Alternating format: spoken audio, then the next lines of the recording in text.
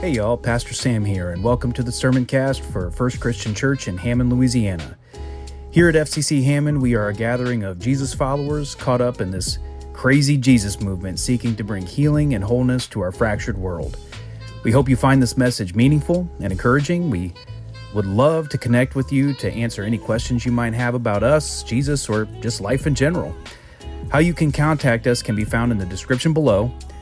Just remember, God loves you, we love you. May you experience grace and peace in your journey today and every day. And now, the Sermon Cast. Good morning, everyone. Good morning. As Debbie just shared with us today, we're beginning a sermon series called Quest, and I thought it was appropriate that as we kick things off, we start in the book of Exodus, specifically when the Hebrew people finally leave Egypt. But just spoiler alert, Duh. I'm so loud sometimes. I just like, oh my gosh. In my mind, anyway. Everybody hear that? Yes. Good. I won't repeat myself. So just spoiler alert, with the Hebrews leaving Egypt, this was not a luxury vacation. There was no matching shirts. There was no itinerary. It was more like the world's longest detour with no maps, no snacks, lots of sand. But this story reminds us of something I think that's profoundly true, especially in our faith tradition, that there's a sacredness in traveling, or maybe better said, leaving home. And whether that's a physical place, a spiritual rut, a story we've outgrown, it's sacred. And it's often the first step toward real growth and transformation in our lives. Because if we're being honest, sometimes home really isn't where healing can happen. Sometimes home is just familiar. And growth usually shows up in the wilderness, right? With a backpack and a strange invitation and no idea of when you're coming back or even if there's a return ticket. So today, and really for the rest of the series, we're going to ask this question: what do we need to do to say yes to this journey, to this quest, to step out, to step up, and yes, even say boldly even as we go into the unknown? Our scripture today is from the book of Exodus. When Pharaoh let the people go, God did not lead them by way of the land of the Philistines, although that was nearer. For God thought, if the people face war, they may change their minds and return to Egypt. So God led the people by the roundabout way of the wilderness toward the Red Sea. The Israelites went up out of the land of Egypt, prepared for battle. And Moses took with him the bones of Joseph, who had required a solemn oath of the Israelites, saying, God will surely take notice of you, and then you must carry my bones with you from here. They set out from Succoth and camped at Etham at the edge of the wilderness. The Lord went in front of them in a pillar of cloud by day to lead them along the way, and in a pillar of fire by night to give them light, so that they may travel by day and by night. Neither the pillar of cloud by day nor the pillar of fire by night left its place in front of the people. A word of God for our times. Thank you, Morgan. I was just telling Lucia in the back, you ever been to, I've been to some chapels, like at some retreat centers or even parks, state parks or even national parks. They have chapels there, and the ones where you can just, you see the wilderness, but then the walls come down and you're like in it. Like, oh, I wish that was us today, right? Because it's like gorgeous outside. In fact, the weather has just been like perfect the last several days. And it was great too, because, it's that time of year. It's graduation season. Yeah. And usually, doesn't register on me, but our daughter Faith, she's graduating high school, and she's going to Southeastern, which I'm very happy about both of these selections. Not happy about her major, though. She wants to do marine biology, but she's an incredible artist. So I'm doing the thing I've never done in my life, and I'm doing the thing. I'm just like, what do you mean? Do this.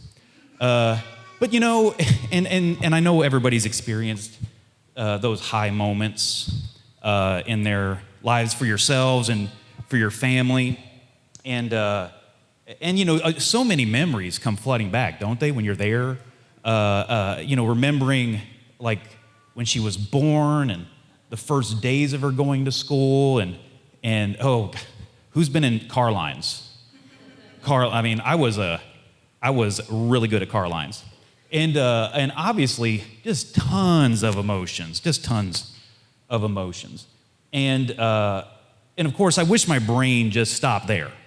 You know, I sometimes I'm just too existential, and so for me, it just started making me ask all kinds of questions about me and my world, and you know, even stuff like who I am, who I was, who I'm becoming, and how, you know, all of that's lined up with her life, and it's actually appropriate talking about, you know, careers with her, because it's the same question I'm constantly asking myself is, what do I want the most?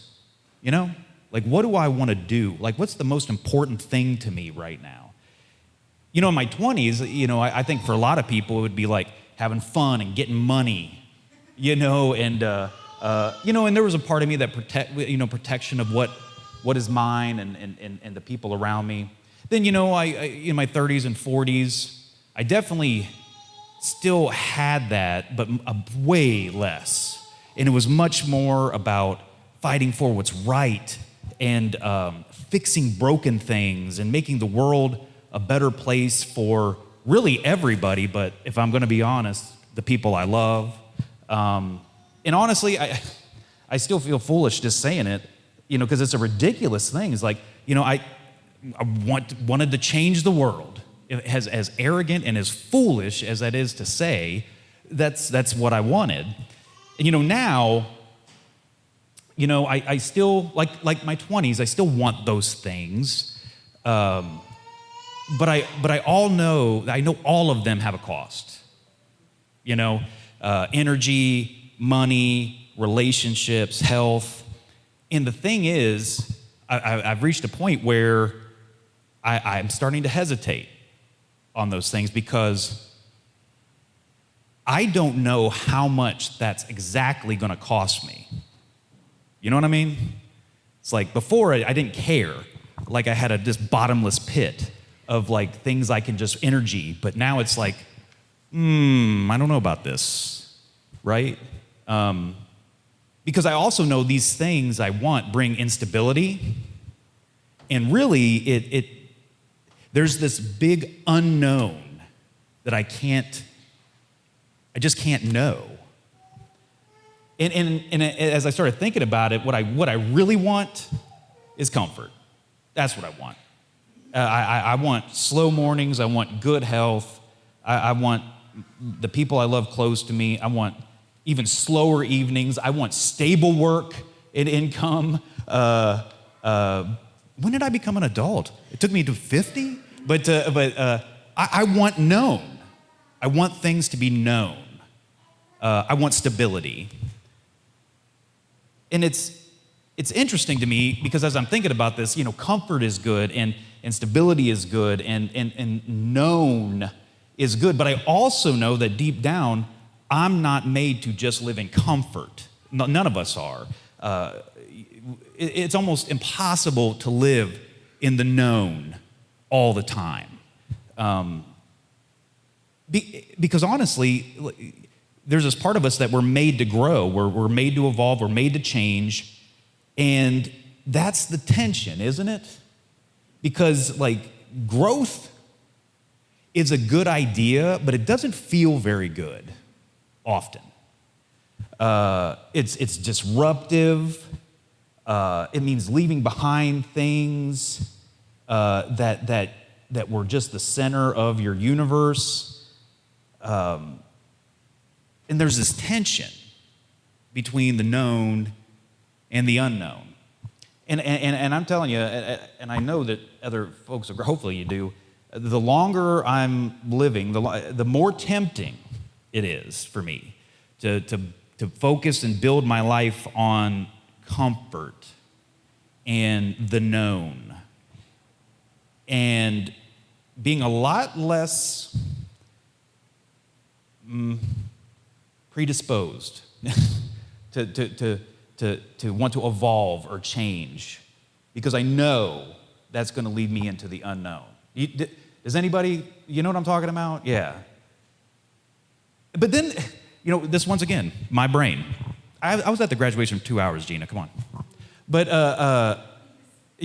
plus it was a train wreck afterward trying to find her. Please charge your phones, kids. But I got to thinking, I started thinking about vacations because, we talk about it a lot, traveling and stuff, and I know everybody's starting to do that. And I started to think about vacationing, and actually Morgan and I are a little different in this regard. Vacations, and well, I'm probably painting her too binary, but there's a couple type of people in the world. There's vacations where they want the same experiences and they want to go to the same places, right? And then there's other people who are just kind of like, let's just do everything, right? And let's see all these different things. And no matter where people land in that, it's funny to me because there is a lot of planning that's involved, right? There's we're going to do this, we're going to do that, in the known, and we do these things because it's restful. There's escape, there's experience. But it's funny. That's where I like to tend to be like I want to kind of do the same things sometimes, because ultimately, no matter what I do, is disrupting my routine, right? And it makes things unknown. But the interesting thing is we often choose that, right? We choose to do the unknown thing because it's relaxing and fun, and it grows us, and it challenges us, and it stretches us, and we enjoy it. And I say all that to say, I wonder if we can learn something from that, and that's why we're doing this series called Quest. Quest actually doesn't mean anything about a journey or going somewhere. It means to seek, to ask. And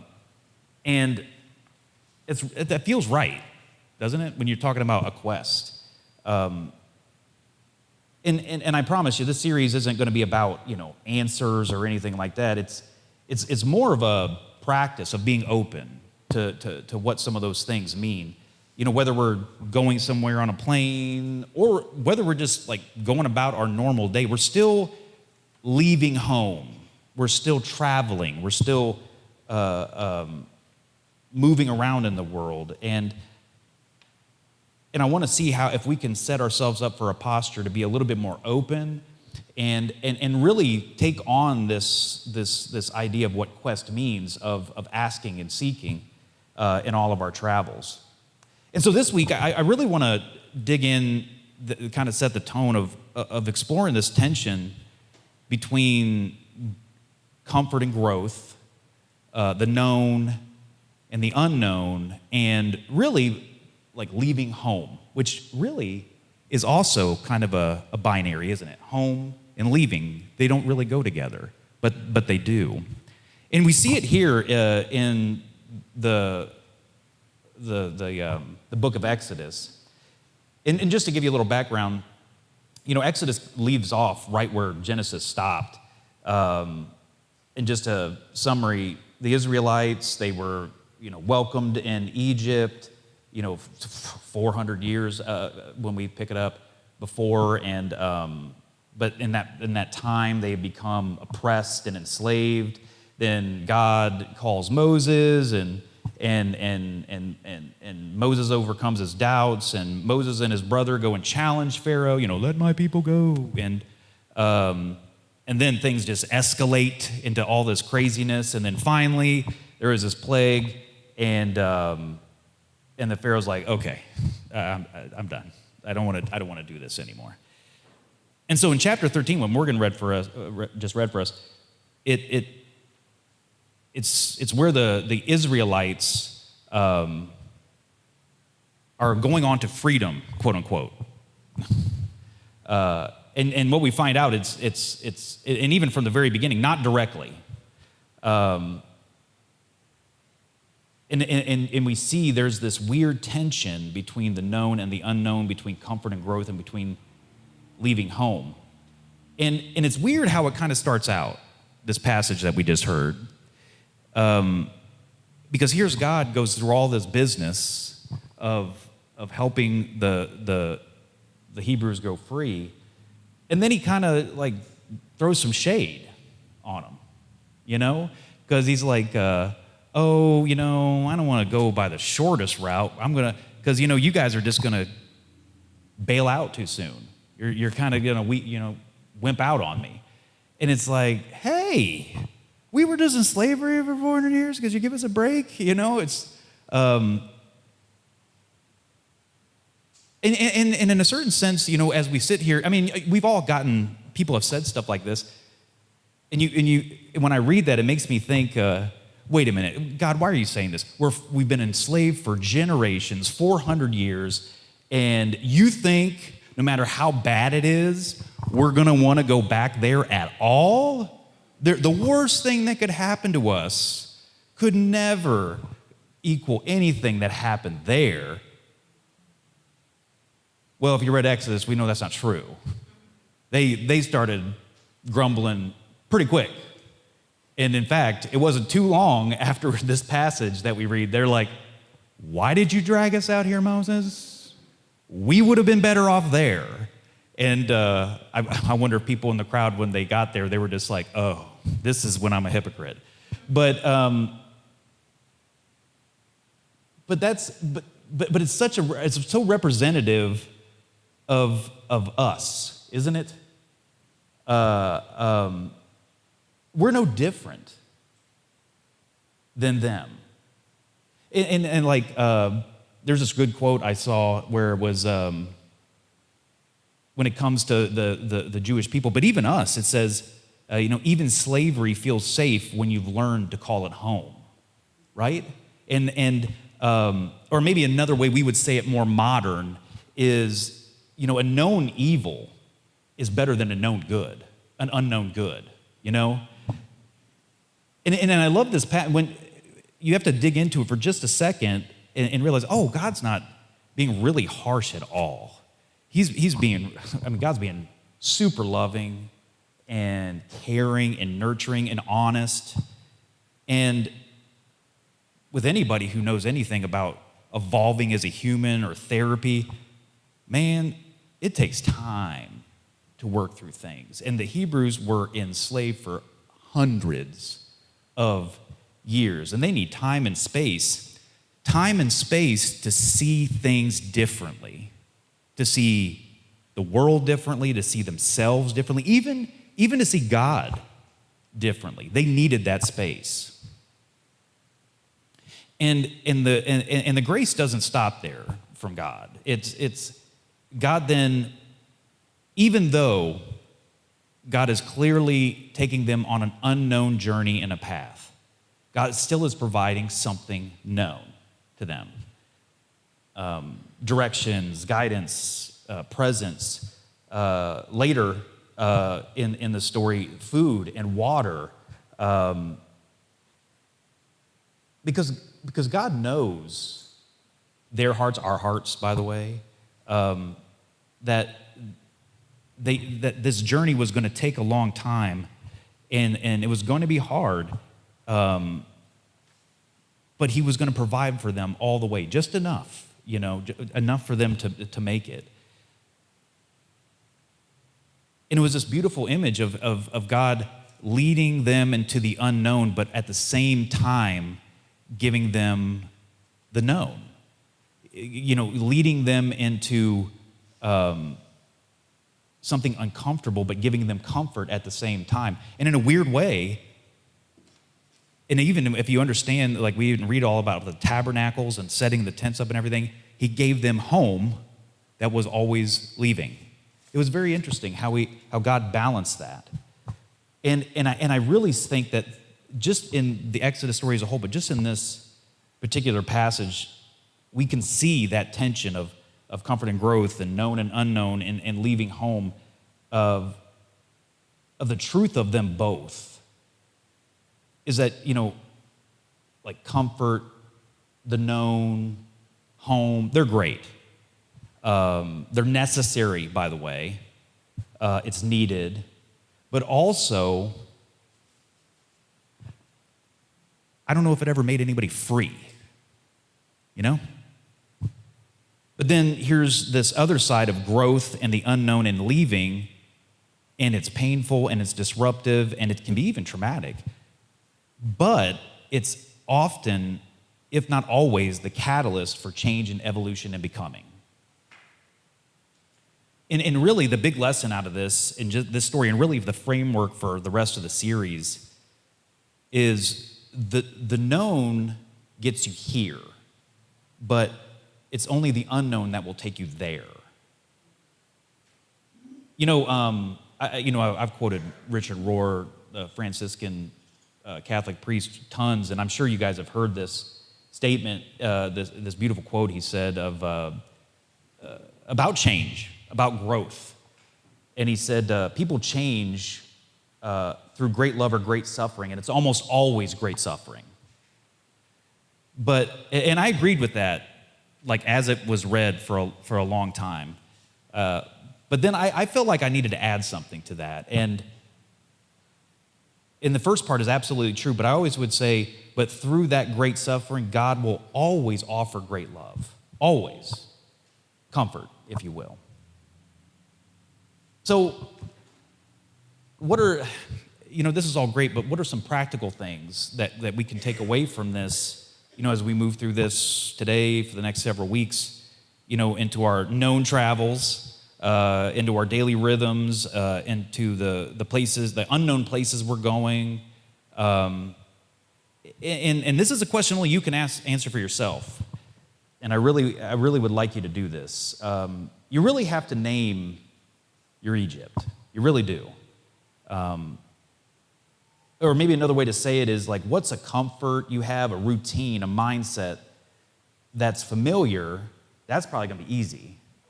But the hard part is, but it's also limiting your growth. That's the hard question. And it could be a relational dynamic, a habit, even how you view God, fear of change, which I doubt there's anybody here that does not have that in some capacity. But yeah, identify your Egypt. Name your Egypt. That's it. That's all I got to do. Just name it.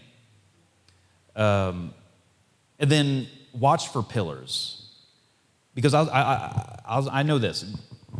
God is not in the business of giving you a roadmap of anybody. Like I remember I cringe at some of the stuff I used to say when I was first a believer of Jesus. It's like Bible, the basic instructions before leaving earth, or like it's the instruction guide for, life. And I'm just like, the more I read it, I'm like, I don't know. It's pretty confusing sometimes.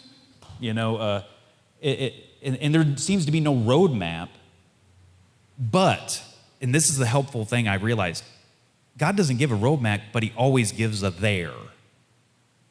He always gives where we're going, what the end goal is.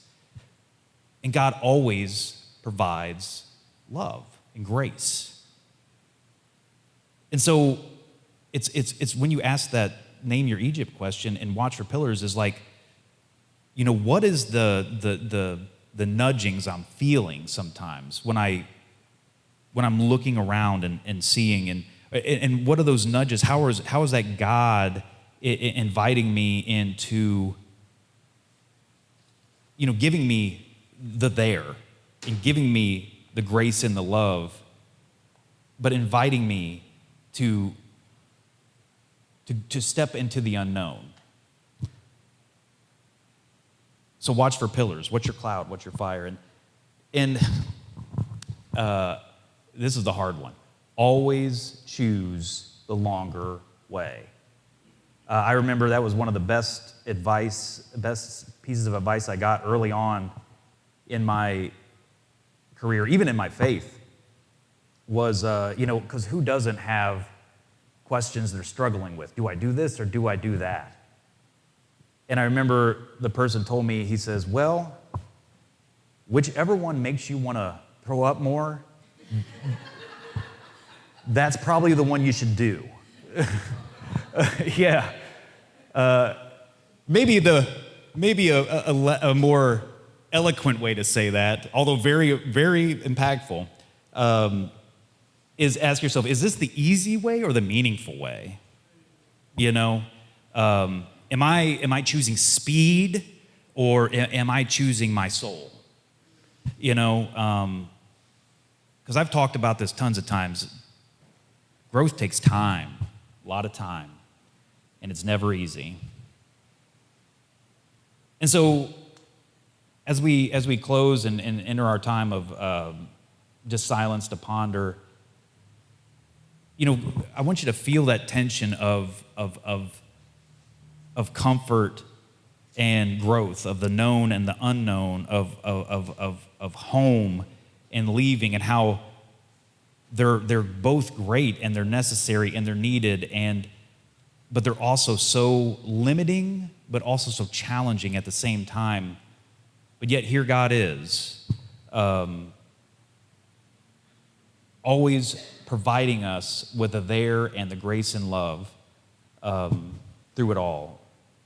Because the known gets us here, but only the unknown will get us there.